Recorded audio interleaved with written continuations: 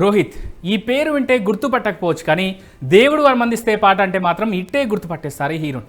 2001లో వచ్చిన 16 సినిమాతో మంచి గుర్తింపు తెచ్చుకున్న ఈ హీరో ఆ తర్వాత యూత్లో మంచి క్రేజ్ తెచ్చుకున్నాడు. కానీ తన స్టార్డమ్ను కంటిన్యూ చేయలేకపోయాడు, సినిమాలకు దూరం అయ్యాడు. రీసెంట్గా గుణశేఖర్ డైరెక్షన్లో యుఫోరియా సినిమాతో మళ్ళీ సిల్వర్ స్క్రీన్ మీదికి ఎంట్రీ ఇచ్చి అందరినీ సర్ప్రైజ్ చేశాడు. ఇక ఈ క్రమంలోనే 16 సినిమాతో రోహిత్ను హీరోగా పరిచయం చేసిన డైరెక్టర్ జి నాగేశ్వర్ రెడ్డి ఈ హీరో గురించి ఓ ఇంటర్వ్యూలో షాకింగ్ కామెంట్ చేశారు. స్టార్ హీరో అవ్వాల్సిన రోహిత్ ఎందుకు ఫెయిల్ అయ్యాడనేది వివరించాడు. నాగేశ్వర్ రెడ్డి రోహిత్తో కలిసి మొత్తం 4 సినిమాలు చేశాడు. అందులో 2 హిట్లు కాగా 2 ఫ్లాప్లు. అయితే రోహిత్తో 4 సినిమాలు పనిచేసిన అనుభవం ఉన్న నాగేశ్వర్ రెడ్డి ఒక స్టార్ హీరోగా రోహిత్ ఎదగపోవడానికి గల కారణాలను తన రీసెంట్ ఇంటర్వ్యూలో వివరించారు.